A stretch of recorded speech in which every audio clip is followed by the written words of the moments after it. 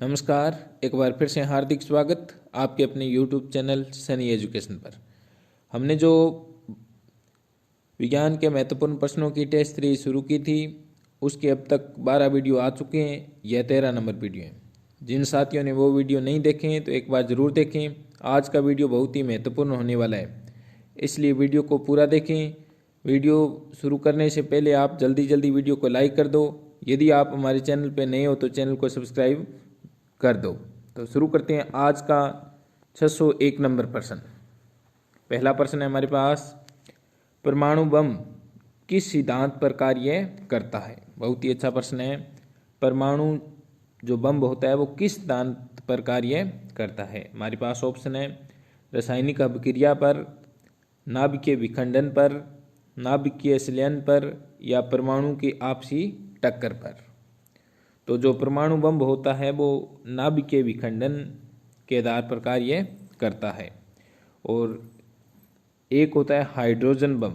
जो hydrogen bomb होता है वो नाभिकीय संलयन के आधार पर कार्य करता है। तो ये दोनों ही याद रखना। उसके बाद में हमारे पास 602 नंबर प्रश्न है हमारे पास, अनुप्रस्थ तरंगें किस माध्यम से उत्पन्न की जा सकती है। जो अनुप्रस्थ तरंगें होती है, अनुप्रस्थ तरंगे आपको पहले ही बता चुके हैं वीडियो के अंदर कि अनुप्रस्थ जो तरंगे होते हैं वो प्रकाश की तरंगे होती है, और अनुप्रस्थ जो तरंगे होती है वो ठोस माध्यम से उत्पन्न की जा सकती है। उसके बाद में हमारे पास अनुदैर्ध्य तरंगें किस माध्यम से उत्पन्न की जा सकती है। यदि अनुप्रस्थ पूछे तो ठोस होगा, यदि अनुदैर्ध्य पूछे तो ऑप्शन होगा हमारे पास गैस से, द्रव से या ठोस से या तीनों से। तो अनु जो दैर्ध्य तरंगे होती है वो गैस, द्रव और ठोस तीनों से प्राप्त की जा सकती है। उसके बाद में 604 नंबर हमारे पास प्रश्न है, सूर्य और तारों से प्राप्त ऊर्जा और प्रकाश का स्रोत है। जो सूर्य और तारों से हमें प्रकाश या ऊर्जा प्राप्त होती है वो किसके द्वारा या किस सिद्धांत पर आधारित है या किसके द्वारा प्राप्त होती है। रासायनिक अभिक्रिया पर, नाभिकीय विखंडन पर, नाभिकीय संलयन पर या परमाणु के आपसी टक्कर पर। तो सूर्य और तारों से जो ऊर्जा प्राप्त होती है वो नाभिकीय संलयन के द्वारा हमें प्राप्त होती है। उसके बाद में हमारे पास सूर्य बना होता है मुख्यतः। तो सूर्य बना होता है, ऑप्शन है हमारे पास hydrogen, 2 number helium, 3 number carbon और 4 नंबर 1 व 2 यानी हाइड्रोजन व हीलियम। तो सूर्य जो होता है वो हाइड्रोजन और हीलियम से मिलकर बना होता है। जिन साथियों को आंसर आ रहे हैं वो कमेंट बॉक्स में ज़रूर आंसर लिखें। उसके बाद में हमारे पास 606 नंबर प्रश्न है, किस ताप पर पानी का आयतन न्यूनतम एवं घनत्व अधिकतम होता है। बहुत ही अच्छा प्रश्न है कि किस ताप पर पानी का जो आयतन होता है वो तो क्या होता है न्यूनतम, और जो घनत्व होता है वो क्या होता है अधिकतम होता है। तो हमारे पास ऑप्शन है 4 degree Celsius, 5 degree Reaumur, 5 degree Celsius, 4 degree Reaumur. तो जो 4 डिग्री सेल्सियस होता है उसके ऊपर पानी का आयतन तो न्यूनतम होता है और घनत्व क्या होता है अधिकतम होता है। उसके बाद में हमारे पास 7 नंबर प्रश्न है, बहुत ही अच्छा प्रश्न, जड़त्व का गुण होता है। जो जड़त्व होता है उसका गुण होता है, ऑप्शन प्रत्येक वस्तु में होता है, किसी वस्तु में होता है, किसी भी वस्तु में नहीं होता, 4 नंबर ऑप्शन केवल गतिशील वस्तु में होता है। तो जो जड़त्व का गुण होता है वो प्रत्येक वस्तु में होता है, और जड़त्व क्या होता है द्रव्यमान की माप होती है। किसी भी वस्तु में द्रव्यमान का जो माप होता है उसको जड़त्व कहा जाता है। उसके बाद में हमारे पास 608 नंबर प्रश्न है, पृथ्वी की सतह से ऊपर जाने से दाब, यदि हम पृथ्वी की सतह से ऊपर जाते हैं तो दाब पर क्या प्रभाव पड़ता है। ऑप्शन हमारे पास घटता है पहला, 2 नंबर ऑप्शन बढ़ता है, पहले घटता है या फिर बढ़ता है। 4 नंबर ऑप्शन पहले बढ़ता है या फिर घटता है। तो जैसे ही पृथ्वी की ऊपरी सतह यानी पृथ्वी की सतह से ऊपर की ओर जाएंगे तो दाब क्या होगा, घटेगा। उसके बाद में हमारे पास 609 नंबर प्रश्न है, झूला झूलते हुए लड़की के बगल में कोई दूसरी लड़की आकर बैठ जाए तो आवर्तकाल, जो झूले का आवर्तकाल पे क्या प्रभाव पड़ेगा। आवर्तकाल बढ़ जाएगा, घट जाएगा, अपरिवर्तित रहेगा, यह सभी। तो क्या होगा, जब कोई झूला झूलते हुए लड़की के बगल में कोई दूसरी लड़की आकर बैठ जाए तो आवर्तकाल अपरिवर्तित रहेगा। तो आवर्तकाल क्या रहेगा, अपरिवर्तित रहेगा। उसके बाद में हमारे पास 610 नंबर प्रश्न है, गर्मियों में पेंडुलम की लंबाई बढ़ जाने पर उसका आवर्तकाल, जो पेंडुलम होता है जिसको बोलते हैं लोलक, गर्मियों में पेंडुलम की लंबाई बढ़ जाने पर उसका आवर्तकाल क्या होगा। यदि लोलक की लंबाई बढ़ जाए तो क्या होगा। ऑप्शन, उसका आवर्तकाल बढ़ जाएगा, घट जाएगा, अपरिवर्तित रहेगा या यह सभी। यदि पेंडुलम की लंबाई बढ़ जाए तो उसका आवर्तकाल होता है वो भी क्या हो जाता है, बढ़ जाता है। उसके बाद में हमारे पास 11 नंबर प्रश्न है, स्पष्ट प्रतिध्वनि सुनने के लिए, बहुत ही अच्छा प्रश्न है यहाँ पे है, प्रतिध्वनि सुनने के लिए श्रोता एवं स्रोत के बीच कितनी दूरी होनी चाहिए। यानी स्पष्ट प्रतिध्वनि सुनने के लिए स्रोत और श्रोता के बीच कितनी दूरी होनी चाहिए। तो ऑप्शन है हमारे पास 25 मीटर, 17 मीटर, 5 मीटर या 12 मीटर।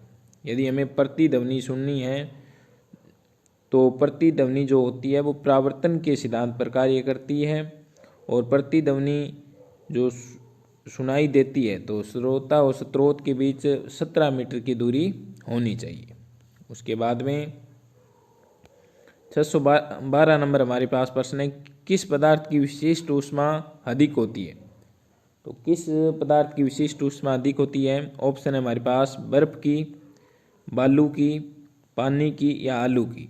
तो विशिष्ट ऊष्मा सबसे अधिक किसकी होती है, पानी की होती है। उसके बाद में हमारे पास 613 नंबर प्रश्न है, न्यूनतम संभव ताप है। तो न्यूनतम संभव ताप कौन सा होता है। ऑप्शन है हमारे पास -373 degree Celsius, -273 degree Celsius, -170 degree Celsius, -0 degree Celsius. तो इनमें से जो संभव होता है वो होता है -273 डिग्री सेल्सियस। उसके बाद में हमारे पास 614 नंबर प्रश्न है, ठोस में ऊष्मा का संचरण होता है। तो ठोस में ऊष्मा का जो संचरण होता है किस आधार पर होता है, विकिरण के द्वारा, चालन के द्वारा, संवहन के द्वारा या तीनों द्वारा। तो ठोस के अंदर किसके द्वारा होता है, चालन के द्वारा होता है। जैसे हम किसी चीज़ को, लोहे की चीज़ को पकड़ कर गर्म करते हैं तो वो धीरे धीरे क्या होती है, गर्म होना शुरू हो जाती है, तो वो चालन के द्वारा गर्म होती है। उसके बाद में 615 नंबर हमारे पास प्रश्न है, वाहनों के पीछे का दृश्य, जो वाहन होते हैं उनके पीछे का दृश्य देखने के लिए चालक की सीट के पास, यानी चालक की सीट के पास किस दर्पण का प्रयोग किया जाता है। जो वाहन होते हैं उनके साइड मिरर भी बोलते हैं उसको, तो साइड मिरर होता है वो कौन सा होता है।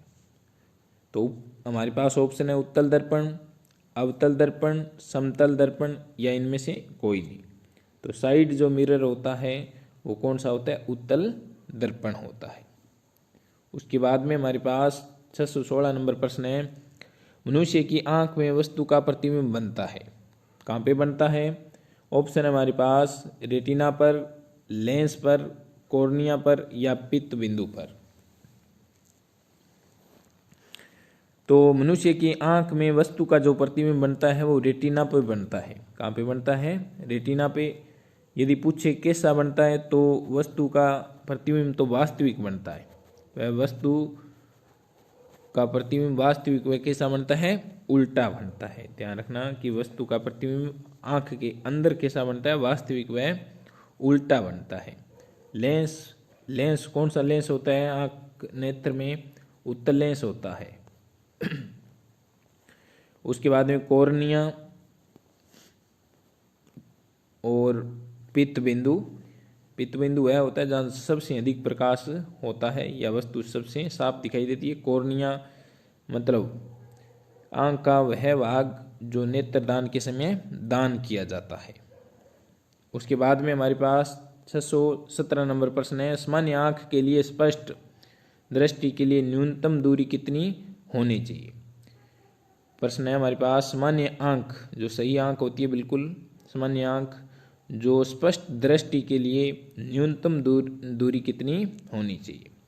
तो स्पष्ट दृष्टि के लिए न्यूनतम जो दूरी है आंख की वो होती है 25 सेमी। कितनी होती है, 25 सेमी। और यदि अधिकतम दूरी पूछे तो वो आंख की अधिकतम दूरी कितनी होती है, अनंत होती है। न्यूनतम पूछे, निकट का बिंदु पूछे तो 25 सेमी और दूर बिंदु पूछे तो वो होती है अनंत। उसके बाद में 618 नंबर हमारे पास प्रश्न है, विद्युत बल्ब के भीतर होता है। बहुत ही अच्छा प्रश्न है, विद्युत जो बल्ब होता है उसके भीतर क्या होता है। ऑप्शन हमारे पास, निर्वात रहता है, बिल्कुल नहीं रहता। वायु भरी रहती है, बिल्कुल नहीं होती। निष्क्रिय गैस भरी रहती है या हाइड्रोजन गैस भरी रहती है। तो जो विद्युत बल्ब होता है उसमें हमने पहले ही बात कर चुके हैं कि उसमें निष्क्रिय गैस होती है। उसके बाद में हमारे पास 619 नंबर प्रश्न है, घरों में फ्यूज किस क्रम में जोड़े जाते हैं। घरों के अंदर जो फ्यूज होते हैं वो किस क्रम में जोड़े जाते हैं, श्रेणी क्रम में जोड़े जाते हैं। उसके बाद में विद्युत परिपथ में फ्यूज कार्य करता है। जो घरों के अंदर फ्यूज होता है वो क्या काम करता है विद्युत परिपथ में। ऑप्शन हमारे पास, विद्युत धारा को कम करता है, बिल्कुल नहीं करता। विद्युत परिपथ की दिशा बताता है, बिल्कुल नहीं बताता। और विद्युत परिपथ की सुरक्षा करता है, बिल्कुल करता है। तो यह 3 नंबर इसका ऑप्शन है, सही हो जाएगा। उसके बाद में हमारे पास 621 नंबर प्रश्न है, अधिक ऊंचाई पर चढ़ता हुआ व्यक्ति आगे की ओर क्यों झुकता है। तो अधिक ऊंचाई पर चढ़ता हुआ व्यक्ति आगे की ओर क्यों झुकता है। ऑप्शन है हमारे पास, थकान के कारण, स्थायित्व बढ़ाने के कारण, गति बढ़ाने के कारण या उपयुक्त सभी। तो अधिक ऊंचाई पर जो भी व्यक्ति चढ़ता है और आगे की ओर झुकता है तो क्यों झुकता है, अपना स्थायित्व बढ़ाने के कारण। तो 2 नंबर ऑप्शन है, सही हो जाएगा। उसके बाद में हमारे पास 622 नंबर प्रश्न है, पानी से भरे गिलास में एक बर्फ का टुकड़ा तैर रहा है।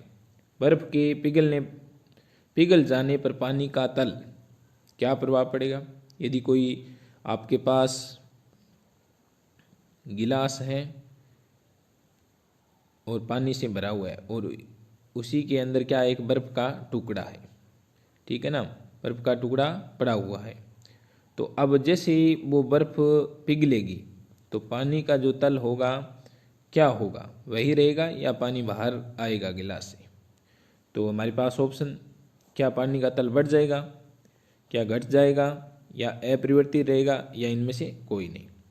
तो इसमें क्या होगा कि पानी का जो तल रहेगा वो अपरिवर्तित रहेगा, क्योंकि बर्फ ने पहले ही अपना स्थान घेर लिया है। उसके बाद में 623 नंबर हमारे पास प्रश्न है, शरीर का घाव किस विटामिन से जल्दी भर जाते हैं। जो शरीर में घाव होते हैं वो किस विटामिन की वजह से जल्दी भर जाते हैं। तो हमारे पास option, vitamin A, vitamin B, vitamin C और विटामिन डी। तो विटामिन सी की वजह से जो चोटें होती है या घाव होते हैं वो जल्दी भर जाते हैं। उसके बाद में हमारे पास 624 नंबर प्रश्न है, आँखों की रोशनी के लिए कौन सा विटामिन उत्तरदायी है। आँखों की रोशनी के लिए कौन सा विटामिन उत्तरदायी है, विटामिन ए उत्तरदायी होता है। सबको पता है कि विटामिन ए को क्या बोलते हैं, रेटिनोल। रेटिनोल, तो रेटिनोल से बनती है रेटिना। इसको याद रखो कि रेटिनोल से क्या बनती है, रेटिना। तो विटामिन ए की कमी से क्या होती है, रेटिना धीरे धीरे खराब होनी शुरू हो जाती है और ख़राब होने से क्या होता है, व्यक्ति को रात्रि में अच्छा दिखाई नहीं देता है या रात्रि को बिल्कुल भी दिखाई नहीं देता है। तो ये किस कारण होता है, विटामिन ए की कमी आने से रेटिना धीरे धीरे खराब होनी शुरू हो जाती है। तो आँखों की रोशनी के लिए सबसे महत्वपूर्ण है विटामिन ए और इसका स्रोत है सबसे महत्वपूर्ण गाजर। उसके बाद में हमारे पास 625 नंबर प्रश्न है, शरीर में बनने वाले हानिकारक रसायनों का कौन सा विटामिन नष्ट करता है। तो शरीर में बनने वाले हानिकारक रसायनों को कौन सा विटामिन नष्ट करता है। तो शरीर के अंदर जो भी हानिकारक रसायन बनते हैं उनको विटामिन ई है वो क्या करता है, नष्ट करता है। उसके बाद में हमारे पास दूध में कौन सा विटामिन नहीं पाया जाता। ऑप्शन है हमारे पास vitamin E, vitamin D, vitamin K या विटामिन सी।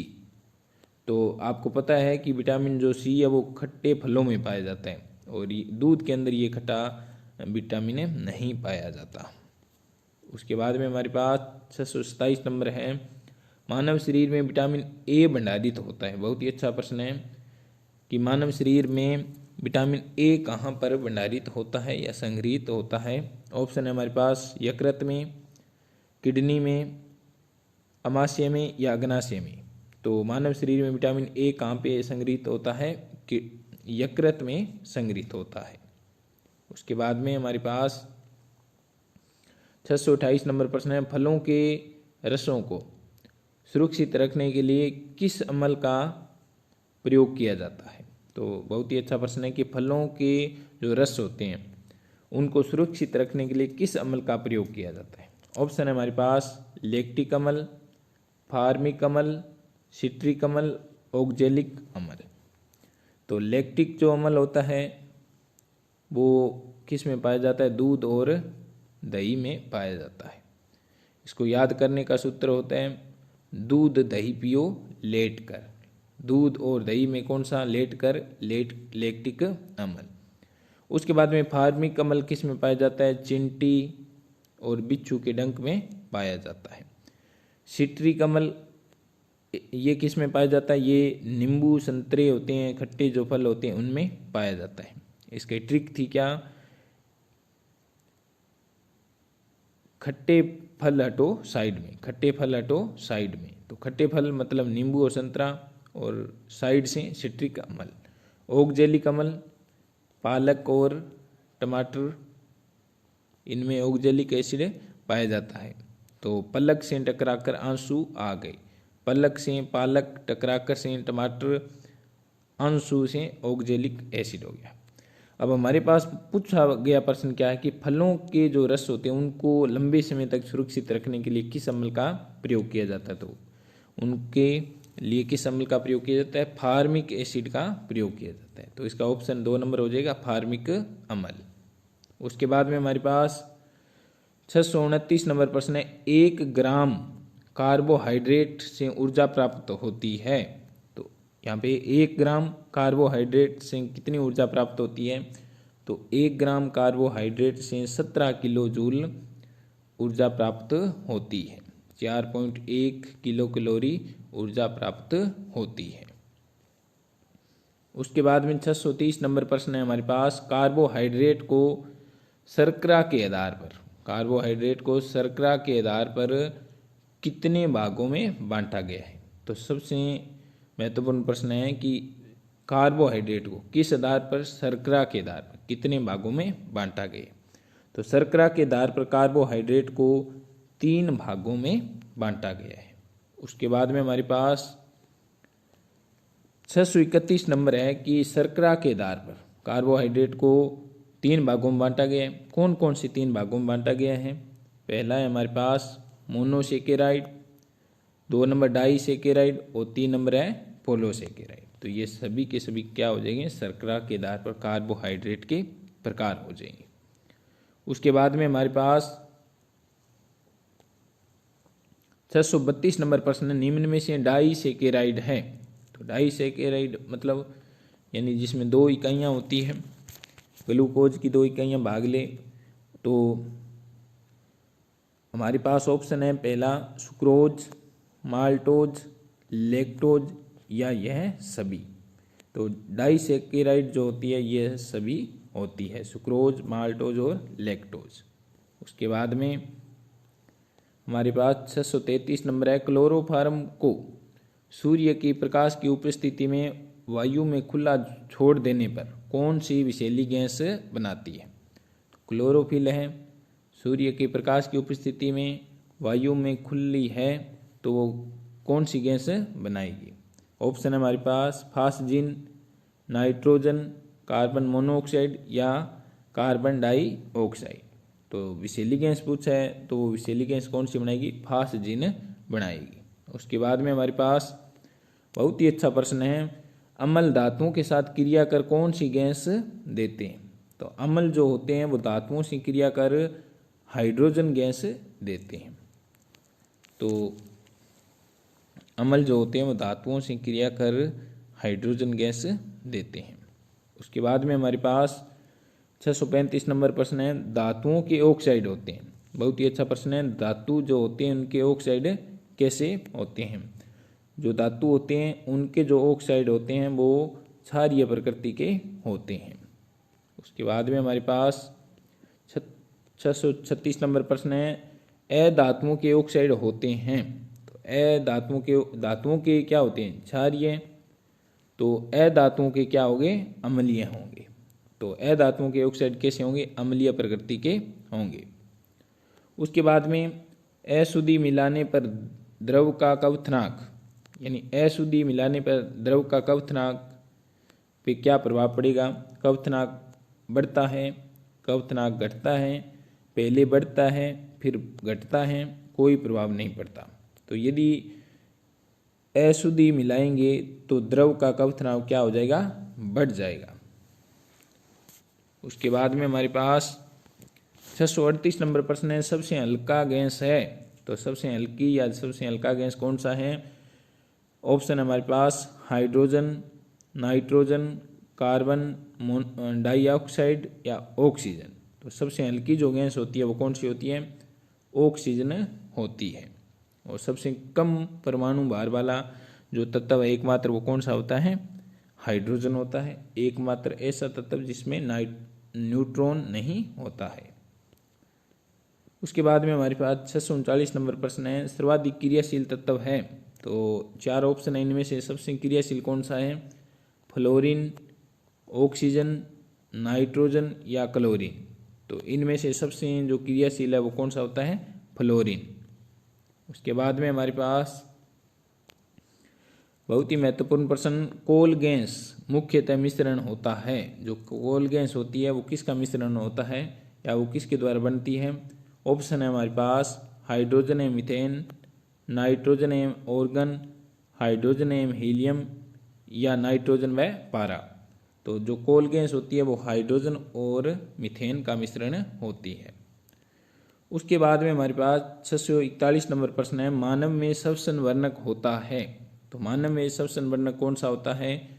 मानव में जो स्वसंवर्णक होता है जो RBC रुधिर कणिकाओं में पाया जाता है, जो रुधिर को लाल रंग भी प्रदान करता है, वो है हीमोग्लोबिन। यह क्या करता है, ऑक्सीजन का पूरे शरीर के अंदर क्या करता है, परिवहन करता है। उसके बाद में हमारे पास बहुत ही अच्छा है, लस्सी का वहन करती है। लस्सी का जो होती है वो किसका वहन करती है, प्रोटीन का, वसा का, विटामिन का या कार्बोहाइड्रेट का। जो लस्सी का होती है वो वसा का क्या करती है, वहन करती है। उसके बाद में हमारे पास 643 नंबर प्रश्न है, तारे का रंग किसका सूचक है। तारे जो चमकते हैं या तारे का जो रंग है वो किसका सूचक है। तारे का जो रंग है वो उसके ताप का क्या है, सूचक है। उसके बाद में हमारे पास 642 नंबर प्रश्न है, ग्रीन हाउस प्रभाव के लिए कौन सी गैस उत्तरदायी है। जो ग्रीन हाउस प्रभाव होता है तो वो उसके लिए कौन सी गैस उत्तरदायी है। ऑप्शन है हमारे पास हाइड्रोजन, कार्बन डाइऑक्साइड, नाइट्रोजन या कार्बन मोनोऑक्साइड। तो हरित गृह प्रभाव के लिए जो जिम्मेदार गैस है वो कौन सी है? Carbon dioxide. उसके बाद में हमारे पास 645 नंबर प्रश्न, निम्न में से कौन सा पानी का शुद्धतम रूप है? तो इनमें से कौन सा पानी का सबसे शुद्ध रूप है? नदी का पानी, वर्षा का पानी, समुद्र का पानी या इन सभी का? तो सबसे शुद्ध जल होता है जिसका पीएच मान कितना होता है? 7। तो वो कौन सा होता है? बरसात या वर्षा का जल होता है। उसके बाद में हमारे पास 646 नंबर प्रश्न है, कौन सा तत्व मानव शरीर के विकास के लिए, बहुत ही अच्छा प्रश्न है कि कौन सा तत्व मानव शरीर के विकास के लिए अत्यंत आवश्यक है? हमारे पास 4 ऑप्शन है, विटामिन, प्रोटीन, वसा या कार्बोहाइड्रेट। तो कौन सा होता है? विटामिन जो होता है वो मानव शरीर के विकास के लिए अत्यंत आवश्यक है। उसके बाद में हमारे पास बहुत ही अच्छा प्रश्न है, अम्लीय वर्षा होती है, जो अम्लीय वर्षा होती है जिसका पीएच मान 5.5 से 6 के बीच होता है। तो अम्लीय वर्षा कब होती है? जैसे बारिश होती है, बारिश का जल जो होता है या वर्षा का जल होता है उसकी पीएच 7 होती है, बिल्कुल शुद्ध जल होता है। जैसे बारिश आती है तो वातावरण के अंदर बहुत सारे प्रदूषक हैं, प्रदूषकों के अंदर जैसे वर्षा का जल मिलता है तो वो क्या हो जाता है? उसका पीएच मान घटने लग जाता है और वो क्या कहलाती है? वर्षा, अम्लीय वर्षा कहलाती है। तो उसके लिए कौन कौन जिम्मेदार है अम्लीय वर्षा के लिए? नाइट्रोजन मोनोऑक्साइड, सल्फर डाइऑक्साइड या उपयुक्त दोनों या कार्बन मोनोऑक्साइड? तो जो अम्लीय वर्षा के लिए जिम्मेदार होती है वो नाइट्रोजन मोनोऑक्साइड और सल्फर डाइऑक्साइड दोनों होती है। 648 नंबर हमारे पास प्रश्न है, किस तत्व के साथ पानी आने पर आग लग जाती है? तो आप सबको पता है कि सोडियम के साथ पानी लगने पर वो क्या पकड़ लेता है? आग पकड़ लेता है। इसलिए सोडियम को मिट्टी के तेल में रखा जाता है। उसके बाद में हमारे पास बहुत ही अच्छा प्रश्न है, 649 नंबर है, बीज अपना भोजन प्राप्त करते हैं। तो जो बीज होते हैं वो कहाँ से प्राप्त करते हैं भोजन? ऑप्शन है हमारे पास, जड़ों से, बीज रंध्र से, पत्तियों से या तने से। तो बीज जो अपना भोजन प्राप्त करते हैं वो बीज रंध्रों से प्राप्त करते हैं। उसके बाद में हमारे पास 650 नंबर प्रश्न है हमारे पास, पौधे सांस लेते हैं। जो पौधे सांस लेते हैं किसके द्वारा सांस लेते हैं? पत्तियों द्वारा, फूलों द्वारा, स्टोमेटा द्वारा, इन सभी के द्वारा। तो पौधे जो सांस लेते हैं वो किसके द्वारा लेते हैं? स्टोमेटा द्वारा लेते हैं। तो ये थे आज के वीडियो के 50 प्रश्न। वीडियो कैसा लगा कमेंट बॉक्स में ज़रूर बताएं। यदि वीडियो पसंद आया तो वीडियो को लाइक करें, अपने मित्रों में शेयर करें और चैनल को सब्सक्राइब करें। यदि आप इसकी PDF प्राप्त करना चाहते हो तो हमारे टेलीग्राम ग्रुप को ज्वाइन करें। धन्यवाद।